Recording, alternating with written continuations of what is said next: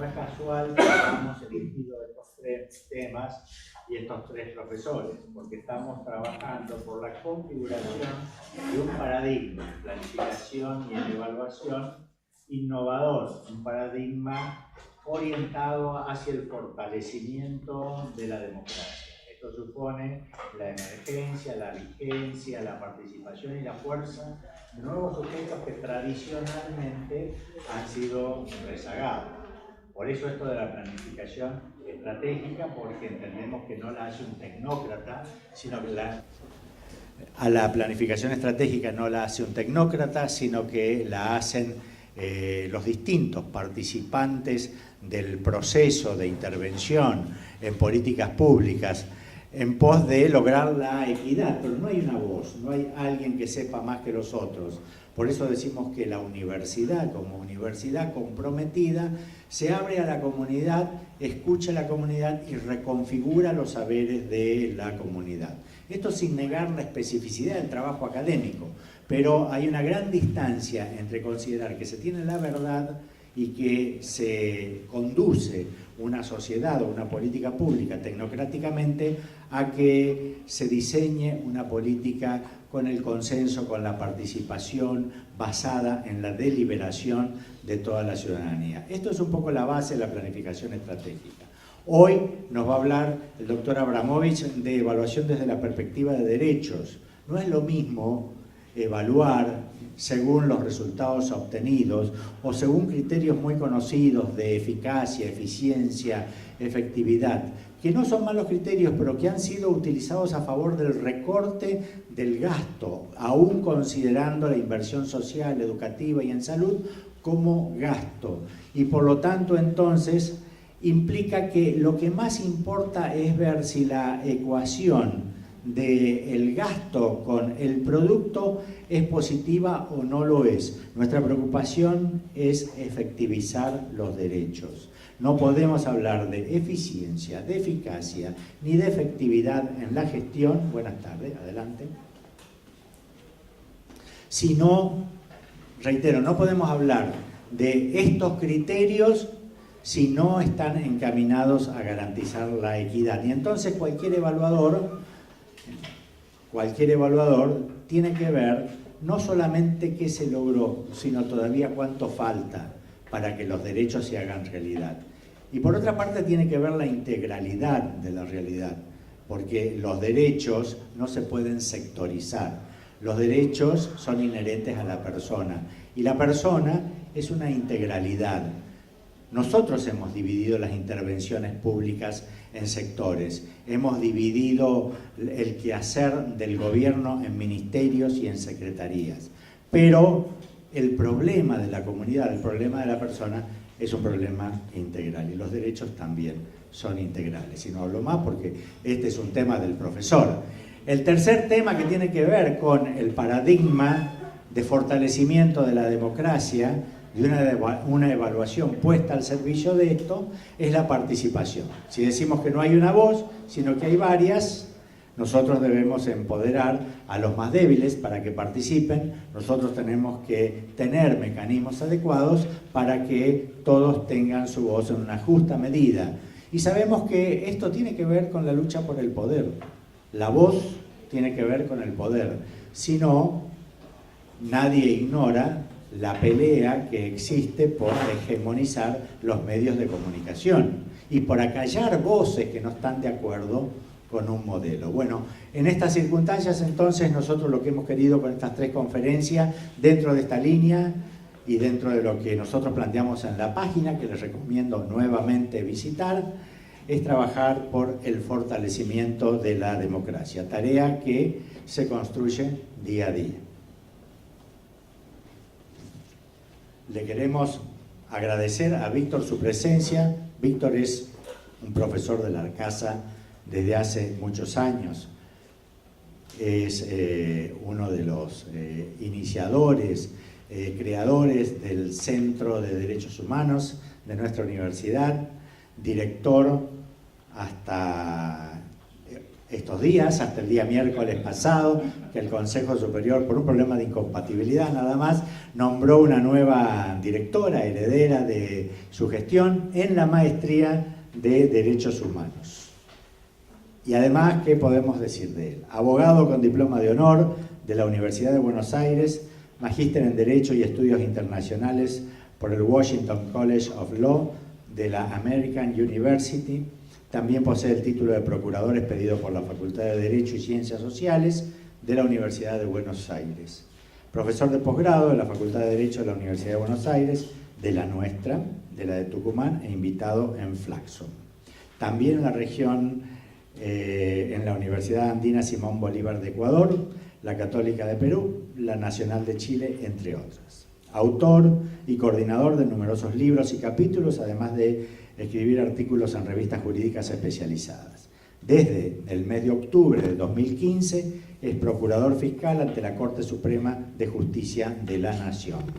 Fue director de nuestro Centro de Derechos Humanos, como señalaba recién, desde 2006 hasta 2009, secretario ejecutivo del Instituto de Políticas Públicas en Derechos Humanos del Mercosur en el periodo 2010-2014 y miembro de la Comisión Interamericana de Derechos Humanos de la OEA desde el 2005 al 2009. Bienvenido y gracias nuevamente, Víctor, por estar con nosotros. Un aplauso, por favor, para usted.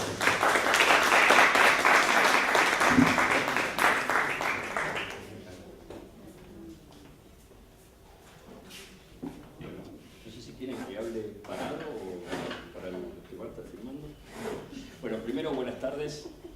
Quiero agradecerles por la invitación. Un poco Nerio me hizo en la presentación, te dirán qué tiene que ver toda la formación que tiene con el campo de las políticas públicas, porque como vieron es más una formación en temas jurídicos. Pero cuando nosotros pensamos en la universidad, ya tanto el Centro de Derechos Humanos de la universidad como la maestría en Derechos Humanos, lo hicimos pensando en la relación entre derechos humanos y política pública, ¿no? Pensando no tanto en los derechos como herramientas de denuncia y como campo para la judicialización, sino pensando cómo los derechos humanos se vinculan con la esfera del Estado, con las agencias que el Estado va creando y con las distintas políticas públicas estatales. Y una de las cuestiones en las que trabajé en la Comisión Interamericana y antes es en el desarrollo de temáticas de derechos sociales y en el Instituto de Políticas en Derechos Humanos del Mercosur la relación entre derechos y política pública. Creo que tiene mucho que ver con algunas de las cuestiones que ustedes están viendo en el marco de la especialización, ¿no? ¿Qué relación tienen los derechos con la esfera de las políticas públicas o con la esfera del Estado? Quizá yo diría hay tres grandes principios que me parece importante plantear como punto de partida para la discusión. El primero es que los derechos humanos, los derechos fundamentales, tanto los que están reconocidos en los tratados de derechos humanos que integran la Constitución como en la propia Constitución y en las leyes, definen un campo de lo público, ¿no? Un campo de la responsabilización del Estado, ¿no? Aquellas cuestiones sobre las cuales el Estado tiene que, de alguna manera, responder y asumir algún tipo de respuesta y hacerse cargo de esas temáticas. No es un tema menor cuando muchos de los debates de política pública en la región en los últimos años pasan por definir cuál es el campo de lo público, ¿no? Cuál es el campo de la intervención estatal, sobre qué cosas los estados se tienen que hacer cargo, qué cosas son del Estado, qué cosas son del mercado, y qué tipo de intervenciones el Estado debe tener. Parte de los desarrollos en materia de derechos humanos pasan por construir una idea de la obligación estatal y de la responsabilidad estatal. Y yo creo que este es uno de los debates más interesantes de aplicación del enfoque de derechos, avanzar en definir qué es del campo de lo público y qué es del campo de la responsabilidad estatal. Yo diré que hay una segunda cuestión importante para la discusión del enfoque de derechos, que es que estos marcos de los tratados y de la Constitución no solo definen una esfera de acción estatal, sino que también traen un enfoque para pensar ciertos problemas sociales. Para que haya una política pública, algo tiene que ser pensado socialmente como un problema, pero la manera en que defino el problema orienta la respuesta a ese problema y orienta el marco de discusión de esa política pública. Si uno mira los instrumentos de protección de derechos humanos en muchos campos, no solo definen una esfera de acción estatal y de responsabilidad estatal, sino que traen una cierta perspectiva acerca de cómo mirar ciertos problemas y cómo encarar la respuesta a ciertos problemas. Y no estoy hablando de cuestiones teóricas, ¿no? Muchos de ustedes trabajarán temas de infancia o niñez, ¿no? El modelo de protección integral que trae la Convención de Derechos del Niño se contrapone con un modelo clásico de las políticas de la infancia, que es el modelo tutelar. Y no estamos hablando de abstracciones, sino de consecuencias muy directas en términos de cómo encaro la política pública, incluso en aspectos que todavía están siendo materia de discusión, ¿no? Sobre autonomía, sobre responsabilidad, por ejemplo, de extensión de la responsabilidad penal o punitiva de las personas menores de edad. Pensemos en otro campo de la política pública clara, el tema de la discapacidad. Los marcos normativos, la Convención de Discapacidad de Naciones Unidas, que tiene rango constitucional, está en el nivel de la Constitución, o la legislación complementaria, trae un modelo, un enfoque particular de la temática de la discapacidad, que es el modelo social de discapacidad, que se contrapone con el modelo también tutelar que se centraba en la incapacitación, ¿no? Ese nuevo modelo trae algunas formas de abordar la problemática. Primero, parte de que el problema de la discapacidad no es un tema estrictamente físico o médico o biológico, sino que tiene que ver con obstáculos para la inclusión social de las personas con discapacidad. Parte de una idea contrapuesta a la anterior, que las personas con discapacidad son personas titulares de derechos y su autonomía tiene que ser plenamente respetada, y que solamente puedo restringir la capacidad en casos extremos cuando no puedo apoyar respuestas autónomas de las personas afectadas. El modelo anterior es un modelo contrapuesto, ¿no? Es el modelo de la incapacitación y la sustitución de la voluntad de la persona como regla, y eso se estructura en el campo normativo y en el campo de las políticas públicas. Entonces, esto me parece interesante. Esos instrumentos traen consigo un enfoque.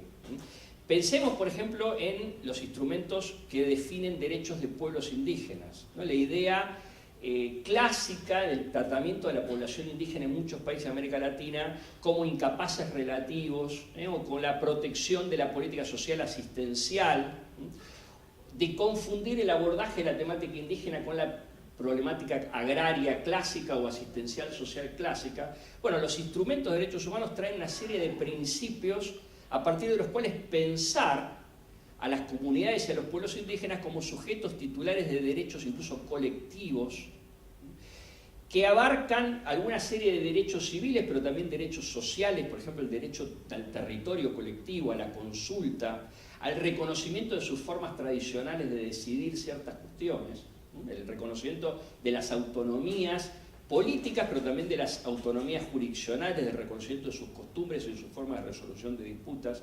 Son modelos contrapuestos que al mismo tiempo generan enfoques contrapuestos. Y podríamos esto extenderlo en distintos campos. Pienso debates que se están dando en la Argentina, señalaba Nerio el tema de la libertad de expresión y cómo pensar la libertad de expresión como un derecho civil, donde el Estado no tiene que meterse, y la mejor ley de libertad de expresión es la ley que no existe, porque el paradigma es la libertad de prensa absoluta, o la libertad de expresión pensada, como se piensa a nivel de los instrumentos internacionales de derechos humanos, de UNESCO, como un derecho social a la comunicación, donde la respuesta del Estado, además de garantizar la libertad de expresión de los medios, es garantizar el acceso a la esfera pública política de los sectores históricamente segregados de esa expresión. Ahí también hay miradas contrapuestas que van a orientar modelos contrapuestos de política pública. Entonces, primera cuestión, me parece importante, los derechos definen un campo de lo público. Segunda cuestión, los instrumentos de derechos, tanto los tratados como la Constitución, traen muchos de ellos un enfoque diferente sobre ciertos problemas sociales que orientan los modelos de política para responder a esos problemas sociales.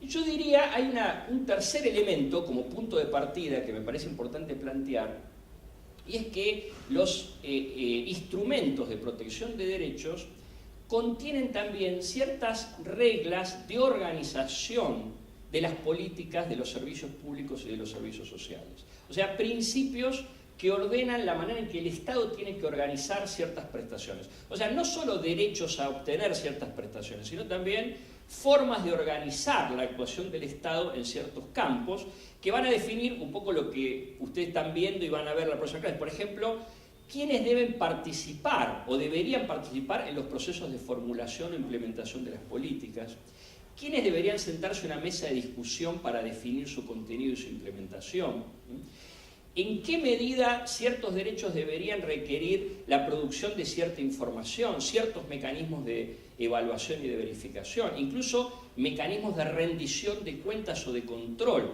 de lo que se haga en determinado campo, ¿no? La idea de los derechos no solo como forma de definir campos de responsabilidad estatal, no solo como mecanismos de enfoque, sino también los derechos como reglas de organización, ¿no? Que va a incidir claramente en la institucionalidad de ciertas políticas públicas, en particular de las políticas sociales. Esto es una primera cuestión que me parece importante tomar cuando hablamos del enfoque de derechos.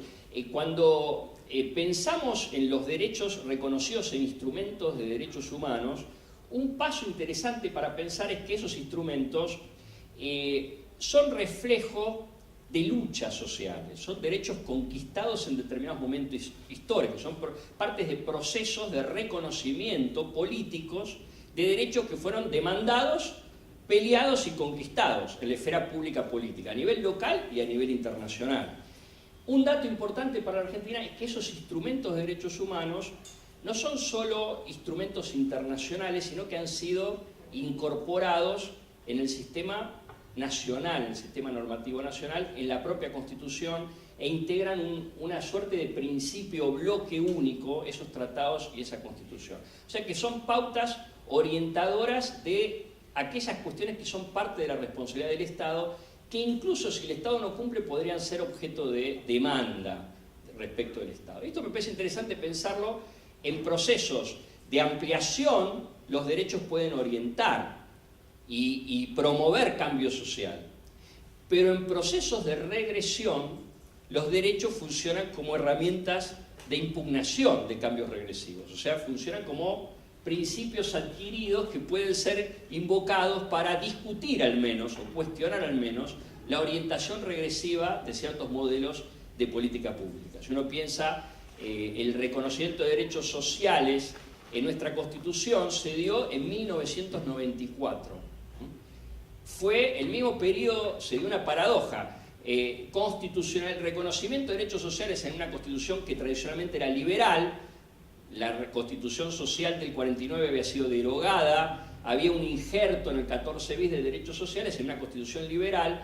Los tratados traen reconocimiento de derechos sociales, políticos, culturales amplios, pero se da en la misma época en que a nivel de política pública y legislativo enfrentamos una profunda regresión en materia social, ¿no? Los procesos de privatización de la seguridad social, de precarización del derecho laboral, de privatización en distintos campos de los servicios públicos, de descentralización de los servicios a las provincias. Entonces, si uno piensa esa brecha, parte del argumento de la invocación de los derechos en los años 90 tenía que ver más que nada con el cuestionamiento de la Constitución de esos cambios, incluso los procesos tímidos de judicialización que se dieron en los años 90, por ejemplo, en materia de derecho previsional, en la Argentina, pero también en Brasil, en Perú, o en materia de usuarios y consumidores. Entonces, me parece importante pensar en esas dos lógicas. Los derechos pueden orientar cambios sociales, pero esos derechos en procesos no garantizan, porque la política es la que garantiza los modelos, y en procesos de regresión funcionan como herramientas también defensivas, ¿no? Para impugnar la orientación de ciertos cambios. Lo interesante también para pensar es que el reconocimiento de esos derechos a nivel constitucional, incluso a nivel legislativo, no necesariamente consolida un modelo de política pública. Yo les decía antes, el modelo de la discapacidad trae consigo un enfoque, pero hoy, por ejemplo, estamos discutiendo la reforma del reglamento de la Ley de Salud Mental, que puede, por vía de un cambio de una política, volver a un enfoque previo. en materia de niñez estamos discutiendo una posible penalización y extensión de la responsabilidad penal. O sea que no es que hay una consolidación del modelo de enfoque de derecho, sino que el modelo de enfoque de derecho suele funcionar como una pauta de análisis de los modelos de política pública realmente existentes en nuestros países, acompañando procesos de ampliación, pero también funcionando como herramientas para discutir, evaluar y también impugnar reformas de índole regresivo. ¿Qué tipo de obligaciones traen los derechos humanos en general y los derechos reconocidos en los tratados? Eso generaría un debate muy amplio, pero yo voy a tratar de plantear algunas cuestiones muy específicas de qué traen hoy los instrumentos de protección de derechos humanos en general como principios orientadores. Cuando uno piensa en los derechos humanos, tradicionalmente tiende a pensar en los derechos clásicos civiles y políticos, ¿no? Y la cuestión de los derechos humanos en nuestro país está muy vinculada con el terrorismo de Estado, ¿no? Con el juzgamiento de las violaciones masivas y sistemáticas. Sin embargo, el desarrollo del campo de los derechos humanos amplía considerablemente esos derechos, no solo a nuevos derechos económicos, sociales y culturales, sino también a una relectura, ¿no? Una nueva lógica de interpretación de los clásicos derechos civiles y políticos, ¿no? Hoy hablamos, la libertad de expresión no es solo el derecho a que el Estado no me censure, sino también a que me garantice el acceso a una esfera pública plural, y por lo tanto proteja de manera diferenciada a los sectores históricamente segregados. Es una nueva forma de pensar un derecho clásico de libertad de expresión. Los principales cambios en el campo de los derechos humanos se dan a partir, y vuelvo sobre la idea de luchas sociales, de relecturas, de reinterpretaciones, de reclamos de ciudadanía que son productos de movilizaciones sociales de distinta índole. Un tema clave, por ejemplo, es el debate sobre igualdad de género, igualdad entre hombres y mujeres, pero la relación de género, la visibilización de las relaciones asimétricas basadas en el género y las obligaciones de los estados en ese campo, desde las primeras conferencias de población y desarrollo hasta nuevas interpretaciones del principio de igualdad, ¿no? Que se van a reflejar en decisiones de los sistemas de protección de derechos humanos en Naciones Unidas, en la OEA, pero también en reformas legislativas que se promueven a nivel interno. No es un tema menor si uno piensa en la cuestión de género, porque recoge un poco lo que decía al principio, incluso qué es del ámbito de lo privado y qué es del ámbito de lo público. Si uno piensa el principio del movimiento feminista de que lo personal es político, se refiere básicamente a que ciertas cuestiones de desigualdad en el ámbito de la familia, que históricamente eran vistos como una esfera de no injerencia estatal, debían ser problematizados como un tema político y que por lo tanto el Estado tenía que tener una función de contrarrestar formas de asimetría o de desigualdad y que había que tener una construcción social del problema de la desigualdad, aún en la esfera de la familia y de la vida privada. La cuestión de la violencia de género como tema de la agenda pública, la distribución de las tareas de cuidado en el ámbito de la familia como parte de la agenda pública. O sea, muestra cómo un movimiento social y un debate sobre igualdad de género cambia la frontera entre lo privado y lo público y al mismo tiempo trae consigo un nuevo enfoque sobre el problema de la igualdad. Y esto lo podríamos extender en distintos ámbitos, y yo no tengo tiempo de hacer como un relato muy pormenorizado, pero sí plantear algunas cuestiones de cómo se ven hoy los problemas de igualdad en el campo de los derechos y cómo esos principios de igualdad proyectan ciertas obligaciones estatales que tienen que estar reflejadas de alguna manera en el campo de la política pública. Esto lo tomo de una sentencia de la Corte Interamericana de Derechos Humanos en un caso un caso contra Argentina, de una persona con discapacidad que se llama Furlan, ¿no? La Corte Interamericana en ese caso, no sé si lo vieron, el caso lo discutieron, era un caso de un joven con discapacidad que reclamaba una indemnización al Estado por un accidente que lo había incapacitado, y era un caso muy simple. El plazo, la demora del procedimiento hacía que no lograra obtener la reparación, pero tampoco el acceso a los tratamientos médicos indispensables. Entonces, parte de la discusión es, bueno, ¿qué obligaciones tiene el Estado frente a una persona con discapacidad? qué obligaciones tiene en materia de garantías de derechos, cómo debería organizarse el sistema de justicia para dar cuenta de necesidades específicas que puede tener de acceso a la justicia una persona con discapacidad. En términos generales, esa era la discusión. La Corte dice, en ese caso, hay dos grandes principios de igualdad en el campo del sistema interamericano de derechos humanos, que son el sistema de protección de derechos humanos de la OEA, ¿no?, que tiene la Comisión y la Corte Interamericana. Dice, un principio clásico de igualdad, que es la idea de evitar diferencias de trato irrazonables entre las personas, o sea, garantizarle a todas las personas un piso común de iguales derechos para todos, ¿no?, que es lo que comúnmente se denomina la igualdad formal ante la ley, el principio clásico liberal de la igualdad. Y si hay una segunda postulación del principio de igualdad, que va a ser más exigente respecto a la expectativa sobre la función del Estado, y que es lo que se llama principio de igualdad positiva, pero que muchos hablamos de, ustedes pueden leerlo en textos no jurídicos, más sociales, como un principio de igualdad de oportunidades, o de igualdad sustantiva, o de igualdad estructural, que apunta ya no a que el Estado me garantice un piso igual de derechos para todos, porque no todos corremos la carrera del mismo punto de partida, porque hay diferencias en la esfera social y política que si me tratan a todos igual, lo único que hago es reproducir esas diferencias de poder, de información, culturales. Entonces, espero del Estado un poco más, que adopte medidas positivas para crear condiciones de igualdad real. En particular, respecto de sectores de la población tradicionalmente excluidos o que enfrentan riesgos estructurales de ser discriminados. El lenguaje es un lenguaje que puede ser discutible, pero la idea me parece interesante de a qué apunta. Apunta a una función del Estado proactiva de remover obstáculos que impiden a ciertos sectores ejercer en pie de igualdad con otros determinados derechos.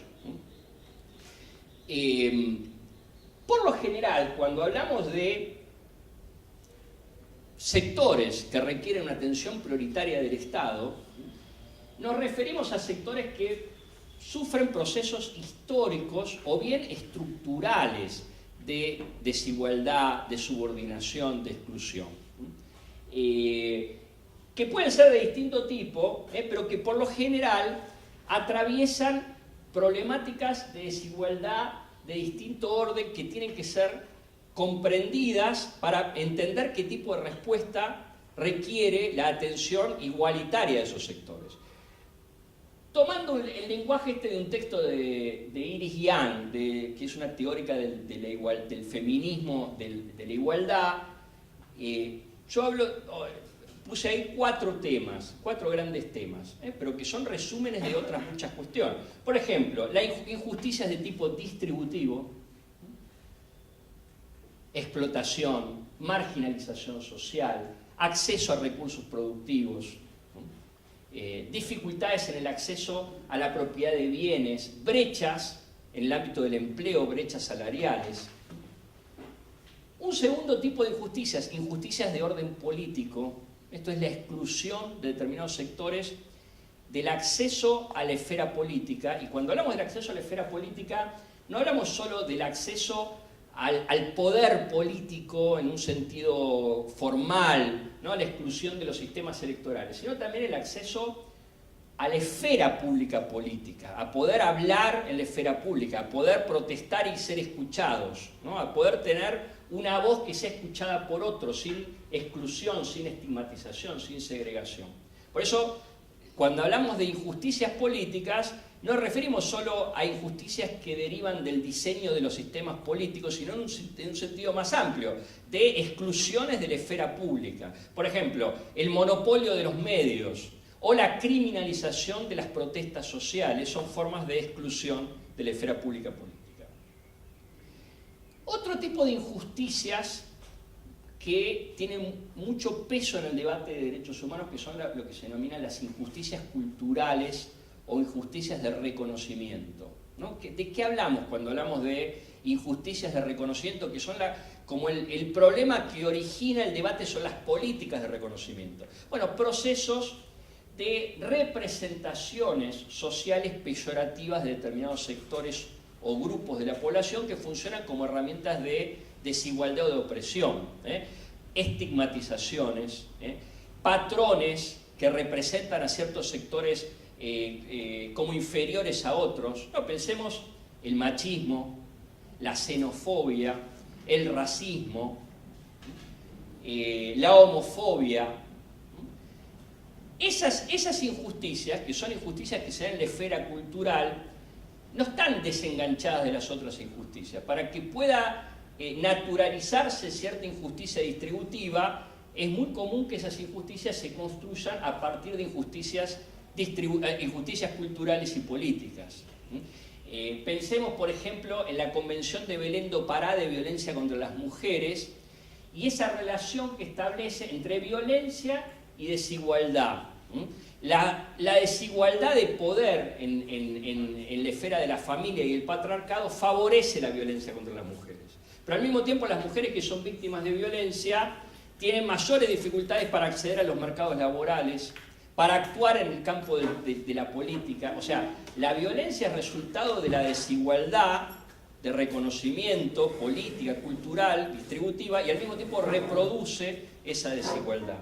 Las esferas están vinculadas. Y por eso el texto de Irigian agrega también como una cuarta dimensión los temas de violencia. Los temas de violencia.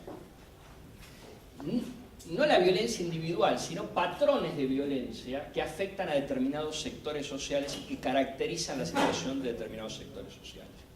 Si ustedes miran, por ejemplo, en la historia más reciente del Sistema Interamericano de Derechos Humanos, hay una serie de casos paradigmáticos donde se discuten principios de obligaciones estatales y se construye la idea de igualdad sustantiva en función de conflictos que atraviesan alguna de estas injusticias, ¿no? Distributivas, políticas, culturales o de violencia. Un caso que les comentaba, los casos de violencia de género, por ejemplo el caso de Ciudad Juárez.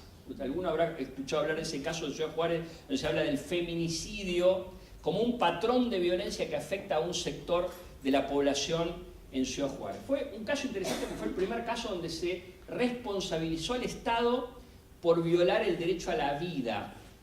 Y no era un caso clásico, por ejemplo, en la Argentina, cuando uno piensa en el Estado violando el derecho a la vida, está pensando en el Estado que mata, que desaparece, que ejecuta, ¿no? Los casos de violencia policial, de desaparición forzada.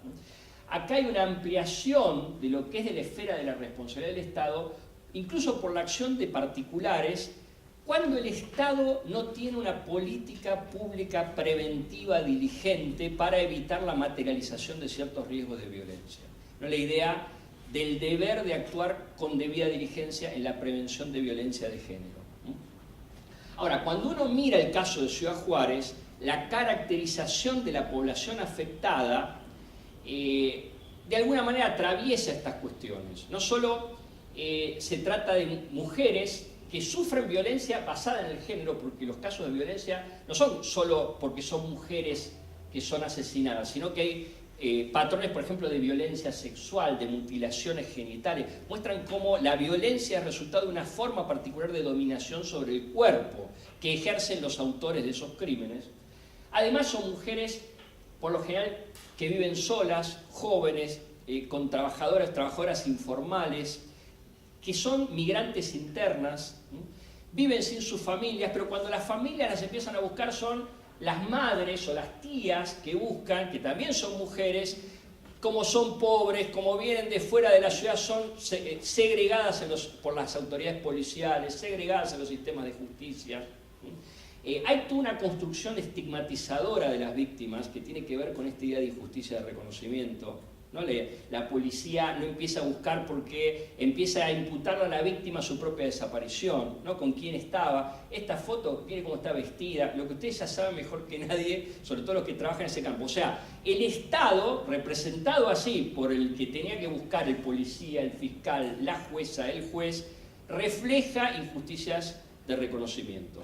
Para entender realmente esa problemática no basta solo una dimensión, se cruzan distintas dimensiones. Y esto me parece interesante porque históricamente uno puede decir, bueno, ¿cuál es central? Por ahí la distributiva es central. Bueno, para el movimiento feminista lo central es el patriarcado, que tiene un componente distributivo, pero también tiene un componente cultural y político central. Entonces, en el campo de los derechos humanos lo importante es definir esos sectores que requieren intervenciones estatales más fuertes a partir de mirar distintas facetas de la desigualdad y cómo esas facetas de la desigualdad se potencian recíprocamente, ¿no? En el campo de derechos humanos se habla de grupos que sufren procesos de discriminación múltiple o procesos de discriminación intersectorial. ¿Qué significa eso? Que una persona puede sufrir discriminación por integrar distintos sectores o grupos, ¿no? Pensemos las mujeres pobres, en algunos casos indígenas, que reclaman ciertos derechos. Bueno, sin hablar de discriminación intersectorial en todos los casos, sí me parece interesante prestar atención a las distintas dimensiones de la desigualdad. Usted me dirá, ¿qué tiene que ver esto con la evaluación de una política pública? Bueno, cuando yo tengo que hacer diagnosticar un problema, analizar un problema, tener en cuenta esas dimensiones de la desigualdad, bueno, puede servir para interpretar adecuadamente qué tipo de problema tengo enfrente y qué tipo de respuesta le puedo dar. Desde la perspectiva de la respuesta efectiva, pero también de la respuesta que el propio orden constitucional me demanda adoptar respecto de lo que es un campo de la responsabilización estatal. Yo tengo acá varias consecuencias específicas, pero no me voy a detener en todas ellas, pero algunas sí que me parecen importantes plantear. Cuando pensamos el análisis de estas cuestiones de desigualdad, por ejemplo, en términos del análisis de normas legales o de criterios, por ejemplo, de inclusión-exclusión en determinado programa, político o servicio, hay algunas diferencias de trato que en la medida en que pueden estar basadas en factores que históricamente han sido utilizados para discriminar, nacen bajo sospecha. Cuando el Estado diferencia en el trato en función de algún factor, sobre todo cuando diferencia peyorativamente, no para dar más derechos a un sector discriminado, sino para restringir, entonces tengo que sospechar. Esto es como un mandato que en términos del campo jurídico de los derechos se llama las categorías sospechosas de diferencia de trato.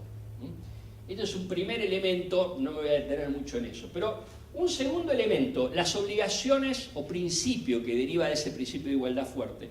Hay obligaciones del Estado que pasan por remover obstáculos, por la adecuación de políticas o servicios. Y ahí me parece interesante, esto es como una consecuencia de esta idea que les decía antes, los derechos no son solo un título, sino que también estructuran ciertas reglas de organización de las políticas públicas y de los servicios sociales. Pensemos, por ejemplo, la idea de la adecuación y ajuste razonable que trae la Convención de Discapacidad. ¿Qué significa la idea de adecuación y ajuste razonable en el campo de la discapacidad? Que si organizo un servicio social, un servicio público, por ejemplo la administración de justicia, la universidad, una universidad pública, tengo que pensar cómo voy a remover las barreras que impiden que ciertas personas sean incorporadas a ese servicio social. Y es el Estado al organizar el que se tiene que adecuar a la necesidad diferencial de la persona y no la persona la que debe ser excluida por la rigidez de la organización estatal. No es un tema menor. En el caso Furlan, lo que está planteando básicamente la Corte Interamericana es que el sistema de administración de justicia tiene que responder en un plazo adecuado a la urgencia de las necesidades que enfrenta una persona con discapacidad. Puede demorar la reparación, pero no puede someter a eso el acceso, por ejemplo, a un tratamiento de prestaciones básicas que son indispensables para que la persona con discapacidad viva en un plano de convivencia e integración comunitaria. Fíjense que el concepto de adecuación y de ajuste razonable, que es un concepto jurídico que viene del campo de los derechos humanos, influye en la manera de pensar ciertas formas de organización de servicios, y pienso incluso en la universidad. me ha tocado, y no sé si puedo decir la universidad porque se está filmando, pero una discusión muy interesante en una universidad pública del conurbano sobre el acceso de una persona con discapacidad a un profesorado de educación física, una persona que tenía la licenciatura y que quería ingresar al profesorado. La universidad le rechaza el ingreso porque dice, no, el programa de educación física para el profesorado tiene una serie de materias que requieren destreza física que esta persona no va a poder cumplir. Y la persona dice, no, pero yo tengo un derecho a la educación superior y la discapacidad no puede ser un obstáculo y lo que le pido es que acomode, que adecue el programa para que yo pueda cursar. La universidad dice, incluso el caso se judicializa y la universidad dice, no, miren, yo soy autónoma, el consejo directivo define mi programa de estudios y yo no tengo forma, no puedo hacer un programa a la carta para cada persona que se inscribe, ¿no? Una mirada muy rígida de lo que le toca o no le toca. Parte de la discusión, finalmente esta persona gana la discusión es, obviamente la universidad es autónoma, define su plan y organiza su servicio, pero cuando está frente a la necesidad de brindar en base a un principio de igualdad fuerte como el que trae la Convención de Discapacidad y la legislación específica, un trato adecuado que remueva los obstáculos que impiden a la persona con discapacidad integrarse plenamente en el sistema educativo, tiene que adecuar el sistema educativo y por lo tanto tiene que hacer, si ya lo tiene armado el profesorado, tiene que ajustar el programa de estudios razonablemente para que pueda contemplar objetivamente que esa persona pueda cursar. No se requiere hacer un programa a la carta, pero la universidad me tiene que demostrar que no tiene ninguna forma de hacer un programa adecuado para que la persona curse. Esta persona podría ser, por ejemplo, formadora de otras personas con discapacidad, podría tener capacidades específicas que otros no tienen. Bueno, la persona no solo ganó juicio, sino que terminó, egresó y hoy es profesor de educación física, pero lo interesante es pensar ¿qué demanda del Estado y qué demanda del servicio social este principio de adecuación y ajuste razonable? No es un dato menor, porque ustedes pueden trabajar en distintas áreas del Estado. Pienso un programa de asistencial, un servicio de atención primaria de la salud, una guardia de un hospital, ser trabajadores sociales en un centro penitenciario. Bueno, este principio de remover obstáculos, de adecuación, de ajuste razonable, es una pauta, no solo deriva de un derecho, sino que funciona como un principio de organización, como una pauta de organización del servicio. Y cuando pensamos un enfoque de derechos, estos son los principios que deberían ser tenidos en cuenta para incorporar ese tipo de enfoques. Pienso en otra cuestión también muy relevante en el campo de los derechos humanos cuando hablamos de igualdad estructural y que tiene directa implicación en el campo de la evaluación de políticas públicas. La idea de que puede ser discriminatoria y por lo tanto violar el principio de igualdad, no solo una política que deliberadamente excluya a un sector de la población, que sea deliberadamente o intencionalmente discriminatoria, sino que también puede violar el principio de igualdad una política que sea en apariencia neutral, pero que en su implementación tenga un efecto discriminatorio. Puede haber normas, arreglos institucionales que en su formulación son neutrales, pero que implementados en determinado contexto tengan por efecto o por consecuencia discriminar o reforzar o reproducir la discriminación de determinado sector o determinado grupo. Pensemos, por ejemplo, los criterios clásicos de mérito para el acceso a determinados cargos públicos o para el determinado reclutamiento de empleo.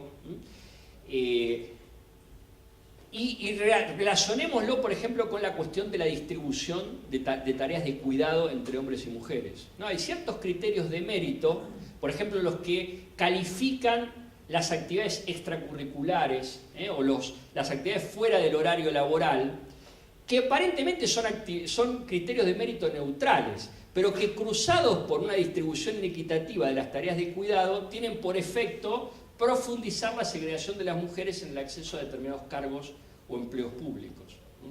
Si yo miro formalmente el principio, parece neutral, pero en su implementación tiene un efecto discriminatorio. Hay varias discusiones, por ejemplo, que no voy a profundizar, sobre arreglos que tienen que ver con las condicionalidades de los programas de transferencia de ingresos, todos los sistemas de transferencia condicionadas de ingresos, donde parte de los análisis apuntan a medir en qué medida ciertas condicionalidades que se ponen, su cumplimiento se pone en cabeza de las mujeres jefas del hogar, reproducen ciertos modelos de responsabilización de las mujeres en las tareas de cuidado y excluyen y tienden a reproducir la desigualdad de las mujeres. ¿Qué quiero decir con esto? Un principio de igualdad exigente, como el que traen los instrumentos de derechos humanos, no solo requiere mirar arreglos que directamente son discriminatorios, sino los más sutiles, donde en su formulación pueden ser neutrales, pero en su implementación o en su impacto pueden ser discriminatorios. Y esto es todo un campo también de evaluación de políticas o de servicios, ¿no? Medir en qué medida ciertas reglas que establecen esas políticas o servicios a la larga producen como efecto profundizar la estigmatización, la segregación, la exclusión de determinados sectores o de determinados grupos. Otra cuestión, luego voy a profundizar, es el tema de las obligaciones procedimentales que les hablaba antes. No voy a profundizar mucho en eso, el tema del acceso a la justicia, reconocimiento de los derechos colectivos.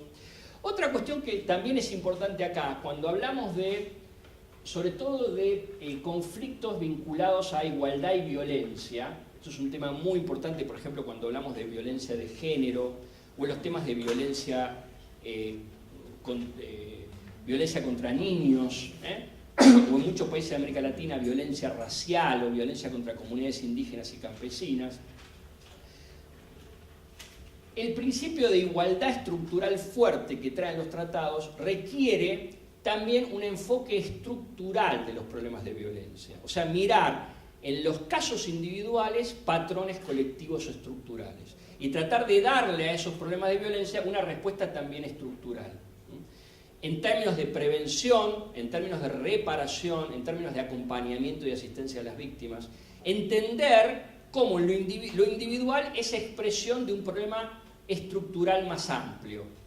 En el caso de Ciudad Juárez, que les comentaba, lo que hace la Corte es mirar cómo la situación de las 3 mujeres es parte de un patrón estructural de violencia que afecta a cientos de mujeres que tienen igual situación. Y por lo tanto, lo que va a mirar es cómo el Estado responde no solo a esos 3 casos, sino qué tipo de política tiene para abordar la problemática estructural. Cuando pensamos ciertas problemáticas, por ejemplo, la institucionalización, el tratamiento de la institucionalización de niños, pero también, por ejemplo, de adultos mayores. Cuando pensamos situaciones de violencia de género, de la selectividad de la violencia policial y carcelaria, este enfoque requiere básicamente mirar en los casos la estructura y pensar la política desde la perspectiva estructural. Esta es un poco la idea del enfoque estructural. Y hay varias cuestiones más que no tengo tiempo de plantear, por ejemplo, la idea de el concepto de reparación, que en derechos humanos, no sé si alguno escuchó hablar de esta idea de la reparación, las leyes reparatorias. La idea clásica de la reparación en derechos humanos es devolver a la víctima a la situación anterior a que esa violación se produjo. Pero cuando estamos frente a casos estructurales, no tiene sentido devolver a la situación previa, porque la situación previa es la que generó el problema. Entonces, lo que se empieza a hablar es de reparación transformadora, que es muy parecida a esta idea que se plantea en términos de las políticas de igualdad y políticas no solo que van más allá de las afirmativas, ¿no? Que no tiene solo a dar derechos diferenciados para equilibrar o para equiparar la situación de determinados grupos, sino que en la medida en que esa desigualdad obedece a problemas estructurales, políticos, culturales, distributivos, la reparación estructural debería operar sobre esos factores estructurales que generan las condiciones para la desigualdad y reproducen esa desigualdad. De alguna manera hay una línea similar entre enfoque estructural y reparación estructural. Esto era para ilustrar algunas de las cuestiones que estoy planteando, no me voy a detener mucho en eso. Ya les hablé de tema de discapacidad, ajustes razonables. Vuelvo. Una cuestión también que me parece interesante, yo les hablaba de los derechos como enfoque, pero también como reglas de organización. Y todo el esquema de derechos, está muy atado también a lo que se conoce en el plano de los derechos humanos como sistemas de garantías, ¿no? Para que los derechos puedan funcionar, tiene que haber un cierto mecanismo, sistemas de garantías. Y esto no, cuando hablamos de garantías, no hablamos solo de las garantías de los derechos en la esfera estrictamente judicial, sino cómo generar mecanismos de garantías de derechos en los servicios públicos, en los servicios sociales, cuando se piensa el diseño institucional que va a sostener una determinada política pública. Y cuando hablamos de garantías, obviamente una dimensión de las garantías es la tutela incluso jurisdiccional o judicial. Fíjense que no es lo mismo reconocer una prestación como un beneficio que reconocerla como contracara de la titularidad de un derecho, porque si se reconoce como contracara de un derecho, eso puede generar un nivel de exigibilidad mayor. Pensemos, y ahora voy a hablar un poco más de eso, todo el campo histórico de la seguridad social en la esfera no contributiva, ¿no? Donde nosotros tenemos en la Argentina un sistema de derechos bastante fuerte en comparación con otros campos en los derechos jubilatorios previsionales y en la esfera de la salud y de la seguridad social contributiva. Pero si vamos a la esfera de lo no contributivo, los títulos son más precarios, ¿no? Hoy, por ejemplo, estamos discutiendo los cambios abruptos que se dieron en las pensiones por discapacidad sin derecho de audiencia, sin debido proceso, ¿no? Y todo el proceso que se genera a partir de eso. Bueno, el reconocimiento de ciertos principios de igualdad fuerte y de ciertos derechos sociales genera también la necesidad de que el titular de esas prestaciones tenga un título que los haga exigibles y que eventualmente pueda plantear mecanismos de responsabilización si el derecho es denegado injustamente, si recibe un tratamiento injusto. Por ejemplo, si es excluido injustamente de un programa o de un servicio. Y eso tiene mucho que ver con cómo se organizan los mecanismos de responsabilización o de rendición de cuentas, incluso en la esfera administrativa. Me estoy quedando sin voz. Sí, no, si quieren después profundizo un poco más sobre esto. Otra línea de garantías que me parecen centrales son lo que se denominan históricamente garantías políticas. Y tiene mucho que ver con el reconocimiento de ámbitos de participación social en los procesos de formulación y de implementación de políticas. La participación social es un principio de legitimidad de las políticas. También es un principio de efectividad, porque la participación genera información para mejorar los diseños, para evaluar las políticas. Pero también es un principio que deriva del reconocimiento de ciertos derechos.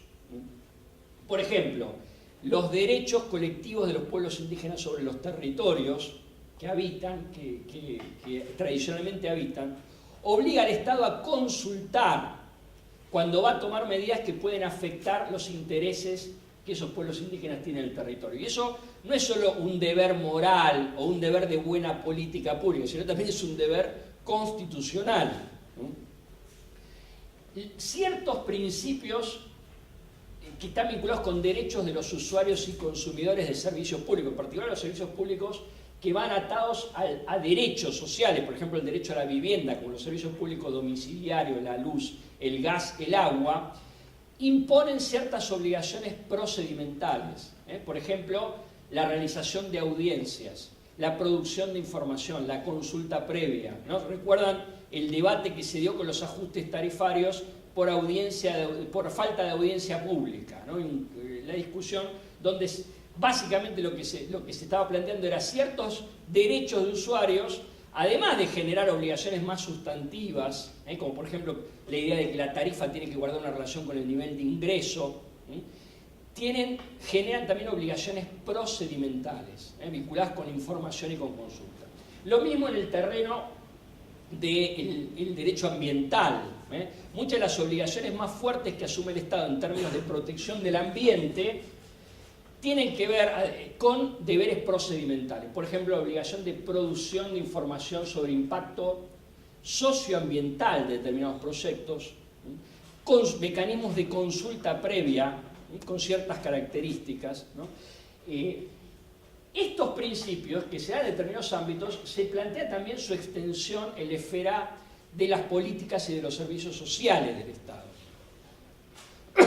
Por ejemplo, hay un informe de la relatora de Naciones Unidas sobre pobreza y derechos humanos que analiza los sistemas de la política social de transferencia de ingreso condicionada en varios países de la región, pero lo analiza no solo en términos de qué tipo de prestaciones otorga, qué tipo de nivel de sostenimiento de ingreso establece, sino cómo se organiza esas prestaciones, qué tipo de espacios de concertación y de discusión, un poco lo que decía antes el viceministro, qué tipo de espacios de concertación y de discusión previos se establecen a la formulación de las políticas, cómo se evalúa la política. No es una cuestión ajena a la anterior. Si yo tengo que evaluar el impacto discriminatorio de una política, ¿cómo logro evaluarlo si el que tiene que evaluar no abre la cancha para hablar con los actores potencialmente afectados? No tiene una estrategia para escuchar a quienes, además de ser destinatarios de la política, pueden ser potencialmente afectados por arreglos discriminatorios excluyentes. O sea, las garantías políticas son también herramientas fundamentales de la tutela del principio de igualdad y de la protección de los derechos. La última cuestión que les quería plantear. Yo no hice un panorama completo, sino hablé de algunas cuestiones de igualdad y de derechos sociales. Un tema que me parece central en el debate que hay a nivel del campo de derechos humanos sobre los derechos sociales es la definición del concepto de seguridad social, del derecho a la seguridad social. Históricamente, en la mayoría de los modelos, no sé si algo de esto lo discutieron, la mayoría de los modelos de política social se diferencia tajantemente entre lo que es la seguridad social contributiva y la esfera de lo no contributivo. Incluso muchas agencias internacionales a lo no contributivo lo ponen bajo un paraguas de la protección social y no de la seguridad social, ¿no? Como un territorio de protección estatal, pero que históricamente fue un campo de la acción de la administración sin reconocimiento de derechos, ¿no? Con la idea de que las prestaciones en ese campo se organizan como contraposición de beneficios asistenciales, con un gran campo de maniobra para el Estado. ¿Sí? Esto de alguna manera es una forma de descalificar el vínculo de ciudadanía que establece el Estado con el destinatario de esas prestaciones o servicios. Sí. Termino y después te lo tomo porque voy a decir poquito porque si no no puedo probar. Tengo, sí, ya tomé, pero no.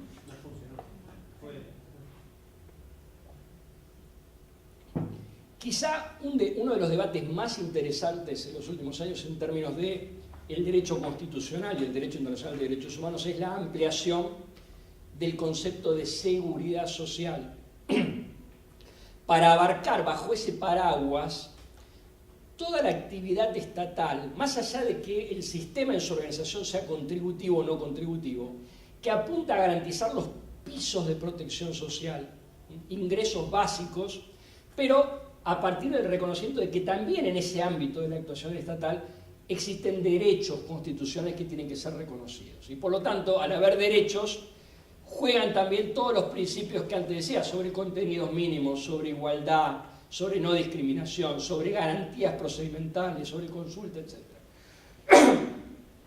Pienso todo el debate que se está dando en nuestros países sobre las políticas de transferencia de ingresos, la asignación universal por hijo en la Argentina, las asignaciones familiares en Uruguay, la Bolsa Familia en Brasil, o los programas de pensiones, por ejemplo, en la esfera no contributiva. Históricamente era un territorio de discrecionalidad administrativa.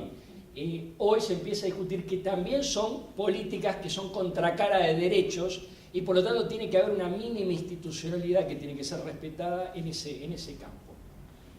No es un tema menor porque de alguna manera es el encuadre con el cual se van a organizar un sector muy importante de la actividad estatal en la esfera social, donde se van a jugar este tipo de derechos. Cuando hablamos de derechos no me refiero solo a la judicialización, esa es como una última cuestión, me refiero básicamente a cómo defino el problema que tengo que enfrentar, a quiénes escucho para definirlos, cómo defino mi intervención en función no solo de lo que es conveniente, adecuado y eficaz, sino también en aquello que el Estado está obligado a hacer, cómo defino la esfera de lo público en contraposición con la esfera del mercado y de lo privado, y cómo organizo una cierta institucionalidad que le dé sustento a la intervención estatal en ese campo.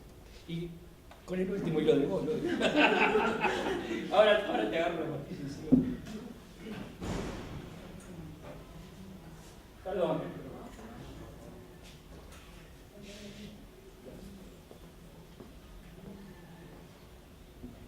Muchas gracias, Víctor. Vamos a abrir entonces un espacio de preguntas. Yo les acerco el micrófono a lo que quieran.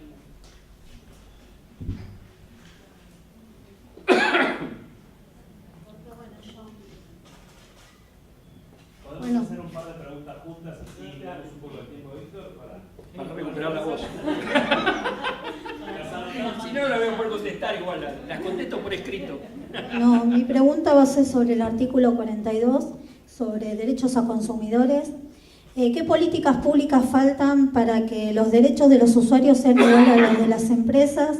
Porque muchas veces las empresas cobran servicios por servicios o prestaciones que no son prestados, y al ser al revés, cuando el usuario deja de pagar esos servicios, las empresas cortan los servicios. Entonces hay una desigualdad de derechos ahí, y muchas veces los entes reguladores no tienen políticas públicas como para abarcar el problema, y queda siempre en un embudo el reclamo del usuario, que las empresas, por ejemplo Aguas Argentinas, te toma no te toma el reclamo, sino te toma como que vos llamaste.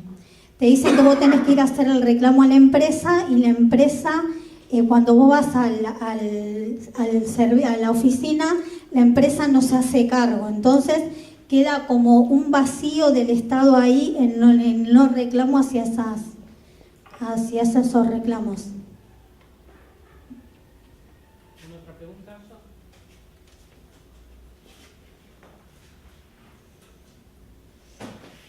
Mi pregunta tiene que ver con esto que hablaste en un primer momento desde la perspectiva de derecho, la Corte Interamericana, respecto a los derechos de niñas, niños y adolescentes, que si bien la Argentina tiene sancionada una ley, la 26061, y digamos, está enmarcada dentro de la reforma del 94 de los tratados internacionales, seguimos teniendo como una política bastante tutelar, no solo en los programas, sino también en las políticas públicas. Digamos, desde tu experiencia, ¿cuál es, no sé si la estrategia o esta forma de mirar, no solo de leerlo, ¿no? A los derechos de niños, niñas y adolescentes, sino cuál es la estrategia a seguir para poder mirarlos desde los organismos internacionales y que los cumplamos, digamos? Estamos bastante lejos de eso.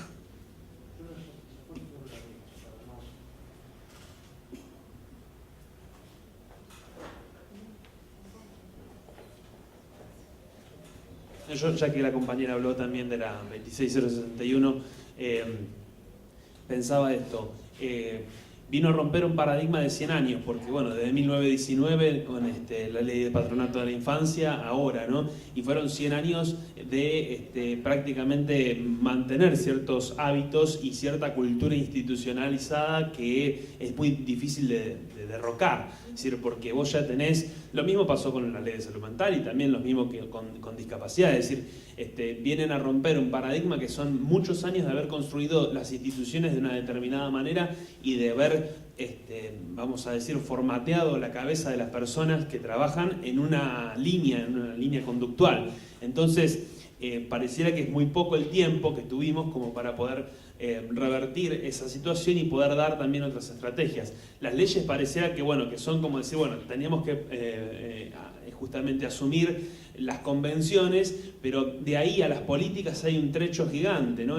Pienso en los servicios locales de promoción y protección de derechos del niño, que de alguna manera no llegaron nunca, o por lo menos son raros los casos en donde se llegaron a implantar realmente como organismos justamente de intersectorialidad, de consensos, de mediaciones fuertes, por más que haya experiencias interesantes, por supuesto, seguro, pero que no como política llegaron justamente a ir incidiendo de manera tal en la cual se pueda romper con esos paradigmas anteriores, ¿no? Entonces, ¿cómo, digamos, la pregunta es, bueno, ¿qué estrategias pensar, qué caminos pensar para que justamente esta asunción de las leyes en términos de políticas pueda tener como un asidero mayor al que tenemos hoy, ¿no? ¿Se escucha acá? Sí. A ver, empiezo por el último tema, que es... mucho tiempo la discusión fue si convenía o no insertar ciertas demandas en las constituciones, en las leyes, ¿no? Pensemos la historia de gran parte de los movimientos sociales en América Latina que fueron refractarios del campo de la ley, ¿no? como un espacio que claramente era un espacio más... Históricamente fue un espacio de opresión también. Creo que una primera enseñanza, en mi opinión, que dejan estos procesos es que insertar ciertos derechos, pero en términos también de ciertos enfoques en las constituciones, en las leyes, no resuelve, pero es un paso importante para empezar a rediscutir la cuestión desde otro enfoque. Y creo que la experiencia en los últimos años de los movimientos sociales en los países andinos, Bolivia, en Ecuador, en Venezuela, las reformas constitucionales, como movimientos que históricamente fueron ajenos al mundo del derecho, de la justicia, insertaron sus demandas y sus derechos en las constituciones como primer paso para el proceso de transformación social, muestra la importancia que eso tiene. Incluso, y lo digo, ¿por qué? Porque me parece que esos modelos, yo coincido, no terminan de afianzarse. Hay modelos en contraposición. Entonces, tener esa institucionalización en la Constitución, en la ley, permite en algún contexto avanzar, pero en otro también discutir o por lo menos impugnar las regresiones que se intentan dar. Ahora, yo creo que el esfuerzo que por supuesto se tiene que dar en los distintos planos al mismo tiempo. Históricamente, los movimientos sociales no trabajaron de cara al terreno de las políticas públicas también. Porque, pienso por ejemplo, el movimiento de derechos humanos históricamente veía al Estado como la fuente de las violaciones, ¿no? El Estado, incluso las transiciones democráticas, no se relacionaba con el Estado. Empezó a entender quizás las abuelas, las políticas reparatorias de apropiación, que sin el Estado, o sea, el Estado puede afectar, pero el Estado es central para poder garantizar derechos. Entonces, empezó a meterse mucho más en los debates de políticas, en los debates legislativos. Yo creo que ir generando dentro de las estructuras del propio Estado sectores que puedan incorporar y hacer operativo en términos muy concretos estos enfoques es un paso central. No es menor que haya áreas especializadas que proyecten hacia el interior del Estado, no desde afuera, sino hacia el interior del Estado, estos enfoques. Entonces creo que ese es un terreno importante para trabajar, terreno de la ley, de las constituciones, pero también las discusiones que se dan hacia adentro del Estado en la creación de institucionalidad al interior del Estado.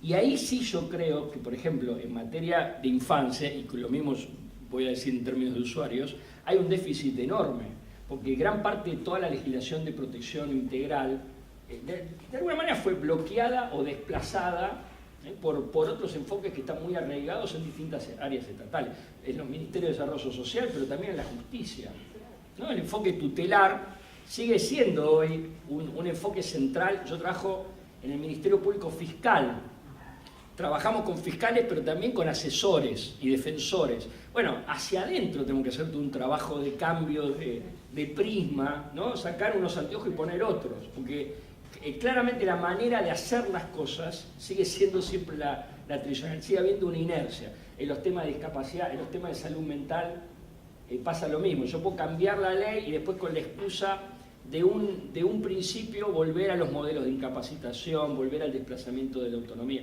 Entonces, ir construyendo un sector de la estructura estatal que pueda discutir hacia adentro del Estado. Este enfoque me parece central. Y eso implica, y entiendo, la burocracia técnica no resuelve, pero si uno tiene la Constitución, tiene la ley, tiene la demanda social y además puede dar esa discusión al interior de la propia esfera de la administración, entonces tiene un terreno mucho más ganado. Yo creo que ese es el espacio que falta todavía conquistar, por eso es tan importante esta maestría y otras, de poder pensar desde el campo de los derechos humanos y del campo de un modelo de protección integral de niñez, cómo trabajar en la esfera de la administración y las instituciones de la propia administración pública. La otra cuestión que me parece importante también es pensar las intervenciones en las múltiples instancias. Hay sectores que pueden trabajar en la esfera constitucional, nacional, internacional, pero muchas veces ciertas discusiones se dirimen en los espacios locales. Entonces, trabajar también y pensar también cómo estos temas se pueden dar en distintos niveles de discusión. Quizá muchas veces, no voy a hacer una crítica general, pero muchas veces el foco estuvo puesto más en lo macro y menos en los temas de implementación de la política local. Y creo que esto es un tema, es un campo central que termina dirimiendo qué pasa en la vida concreta de las personas en términos de ejercicio de derechos. También es verdad que la institucionalidad de lo local fue cambiando. Yo pienso lo que era un municipio del conurbano hace 20 años, lo que es hoy, es un estado que tiene áreas de género, de derechos humanos, de violencia, de cárceles.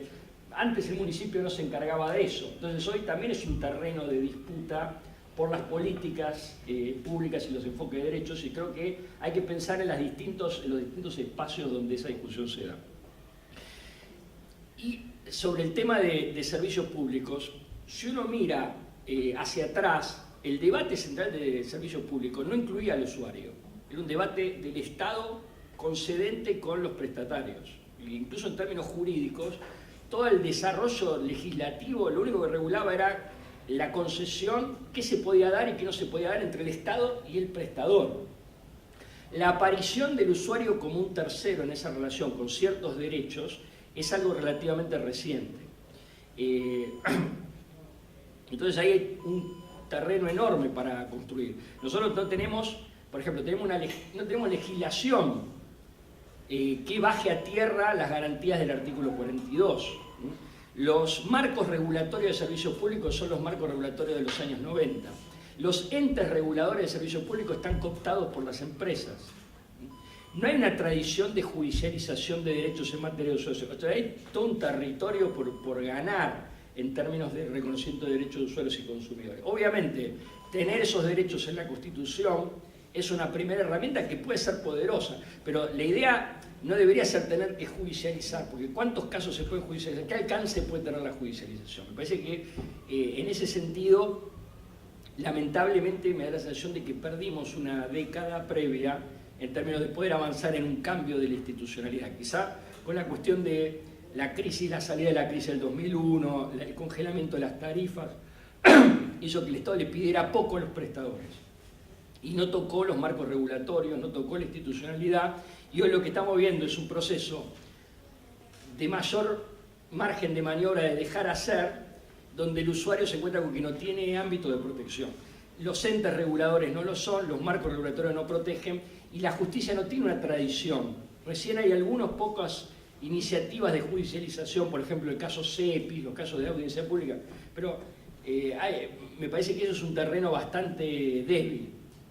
Entonces, para mí es importante también sumar actores a la discusión, que no sean solo los usuarios, las provincias, los municipios, pueden ser actores también de esa discusión y pueden generar espacios de cambio de algunos de esos modelos. Pero soy bastante pesimista en el tema de usuarios y consumidores, porque creo que estamos arrancando un proceso que va a ser más deferente hacia las empresas, con un marco institucional muy débil y con poca tradición de tutela de derechos en ese ámbito. Así que lamento no darte una respuesta más agradable. Ahí abrimos un poquito. abrimos un poquito más las preguntas. Ahora de vuelta seguimos.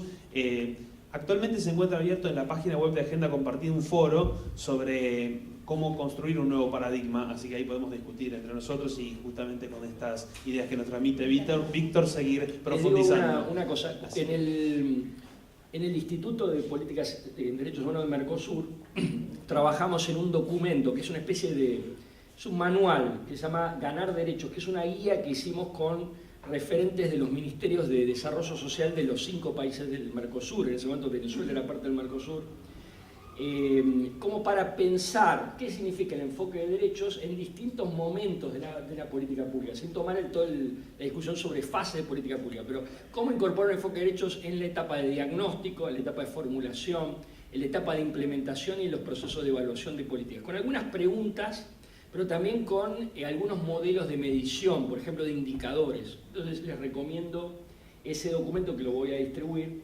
Y después también, a nivel de Naciones Unidas y de la OEA, como parte del seguimiento de la aplicación de estos instrumentos, se elaboraron una serie de indicadores de medición, que son básicamente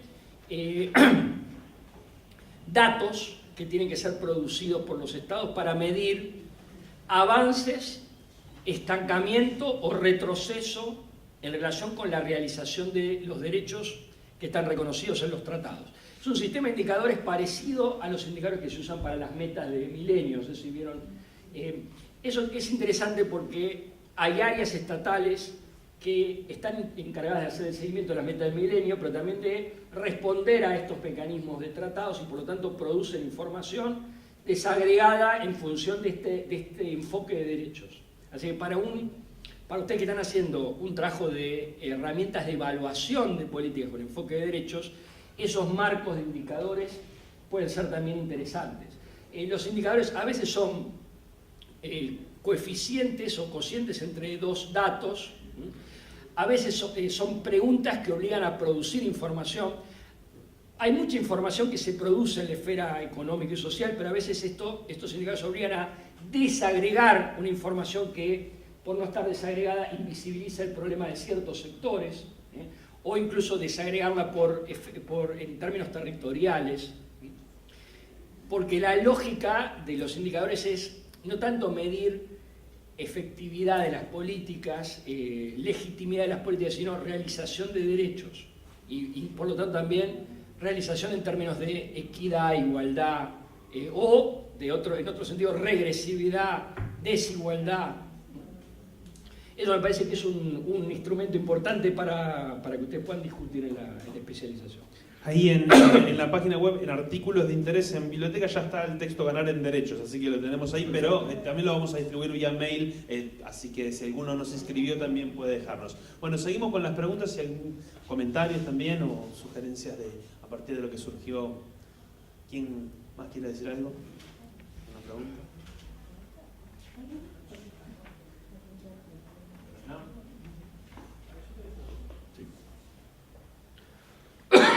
Yo me quedé pensando en un momento de la charla, de la clase, vos comentaste la complejidad de las políticas de protección social. En la medida en que, digamos, ciertas políticas de protección, en la medida que se implementan, tienden a, de alguna manera, estigmatizar, ¿no? Digamos, con su servicio, digamos, de implementación al actor, digamos, que está recibiendo en ese momento, digamos, el beneficio de la política. En ese sentido yo te quería preguntar, digamos, qué experiencias existen en materia de implementación de políticas de protección social que tiendan a diferenciar, digamos, estos esquemas bajo los cuales, digamos, tenés una mirada de protección social integral o más bien universal respecto de ese actor beneficiario, y por otro lado, digamos, bueno, en qué medida se puede tener en cuenta cuando estás perjudicando de alguna manera con esa protección social, estigmatizando, por ejemplo, a un sector social determinado. Por ejemplo, no sé, me quedé pensando en los casos de atención yonkis, drogadictos, digamos, donde el Estado, digamos, presta el servicio de la droga en un esquema, digamos, sanitario. Claro, un esquema sanitario determinado, pero a la vez que hace eso también se podría pensar que está reproduciendo, digamos, la condición social de los adictos, ¿no? Puede haber distintas, o sea, un dilema interesante de los textos que yo digo de enfoque de derechos es esta idea de universalidad versus focalización. Porque este principio de igualdad en muchos obliga a un tratamiento diferenciado, pero los derechos se entienden como derechos universales. Entonces, hay todo un debate en qué medida esas políticas de focalización van en contra de estos principios universales. Por lo general lo que se plantea es que la idea de universalización tiene que estar atada al concepto de ciudadanía, o sea, lo que es universal es ese piso de ciudadanía que te incluye la comunidad política. Sobre ese piso puede cierta política necesitar un enfoque diferenciado de determinadas poblaciones. Pienso, por ejemplo,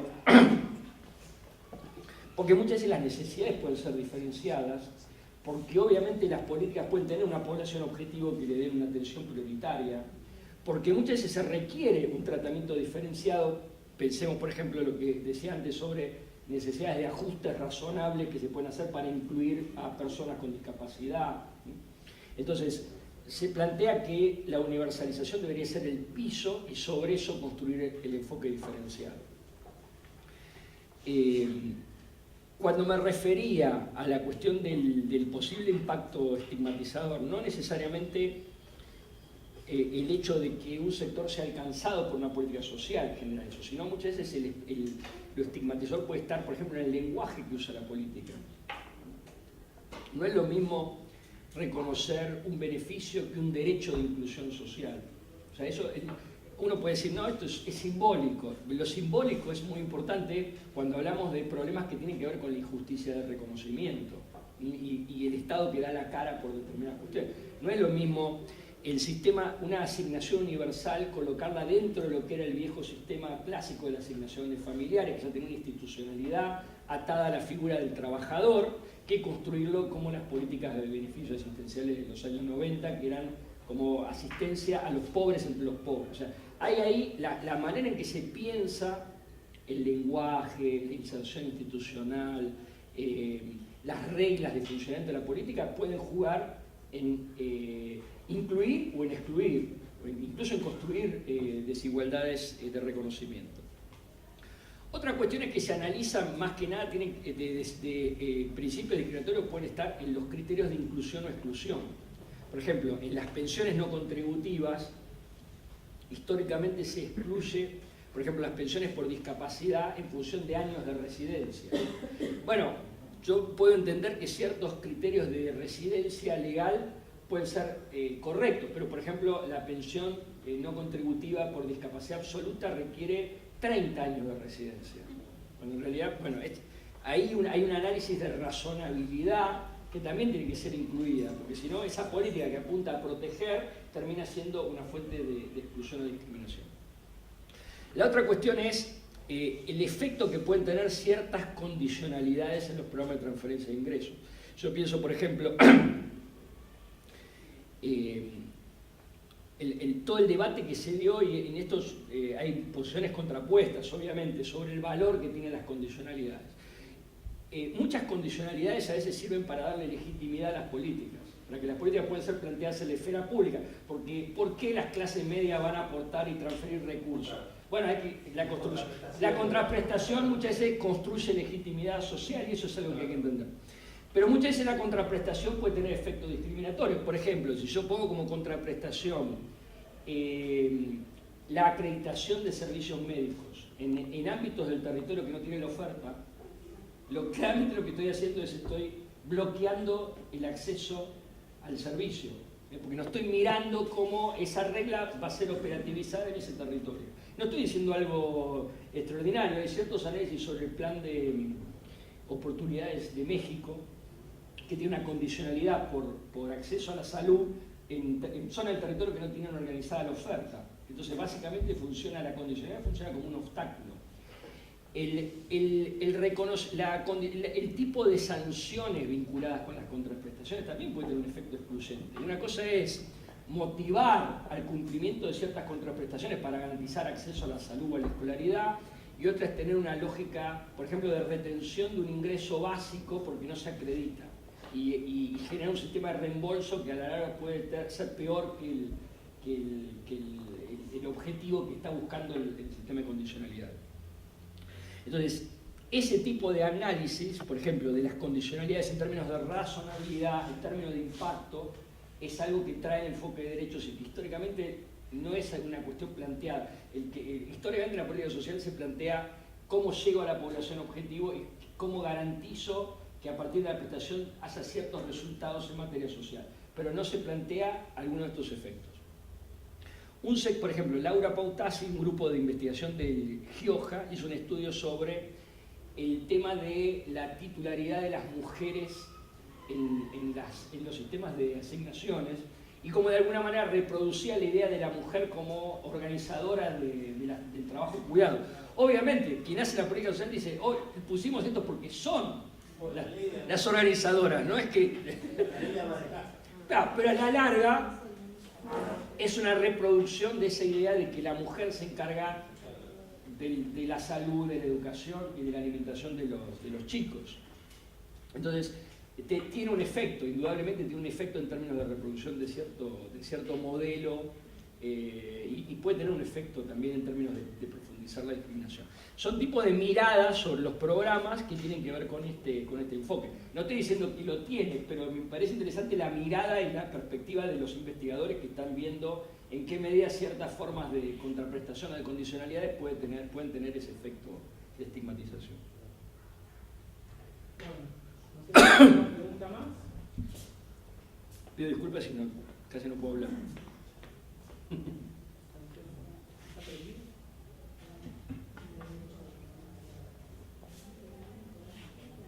Más que una pregunta, en realidad es desde tu experiencia, nos puedas ayudar a nosotras, digamos, somos estudiantes de Derechos Humanos y nos interesaría que nos digas algunas estrategias o cómo podemos abordar para en el futuro realizar políticas públicas no basadas únicamente o encaradas desde el lugar, obviamente, que se entiende y se comprende porque es donde sucedió los hechos históricos en la Argentina, desde la dictadura y los desaparecidos y las muertes, sino poder encarar y crear políticas públicas en donde se involucre, no direccionados solamente a ese sector, que donde hoy tenemos una sociedad dividida y hasta se ve como mal, como los defensores de siempre los de la cárcel, los de esto, conceptuar y reivindicar los derechos humanos desde otro lugar, a donde ellos también se sientan representados y parte, ¿no? Esa es tu experiencia.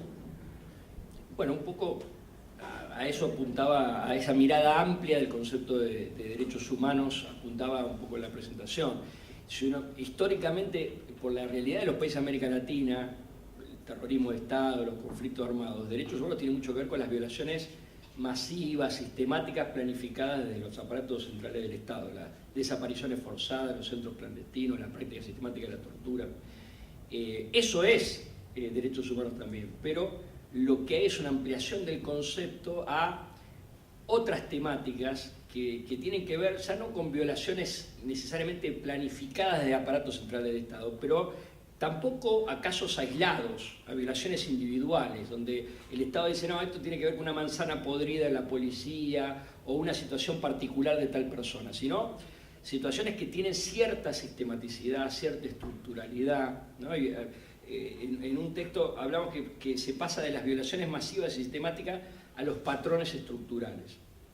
Y hoy me parece que gran parte del debate de derechos humanos pasa por estas discusiones que están muy vinculadas con la idea más clásica de la justicia social, ¿no? De la igualdad y de la justicia social.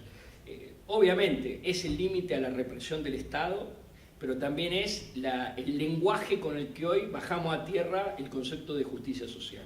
Yo creo que esa es una perspectiva que uno puede llevar a distintos campos para trabajar derechos humanos.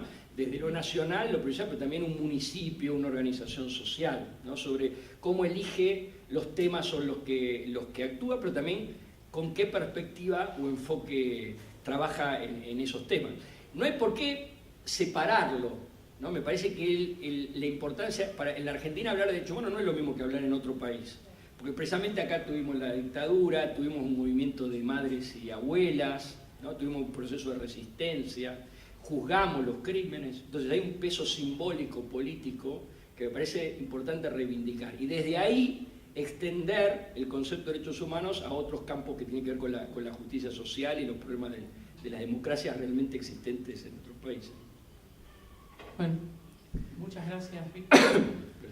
Creo que todos los estudiantes se llevan elementos para complementar los contenidos de cada una de las materias. Los estudiantes de especialización se llevan algunas ideas para completar los trabajos prácticos y realmente creo que ha sido un aporte importante para la discusión.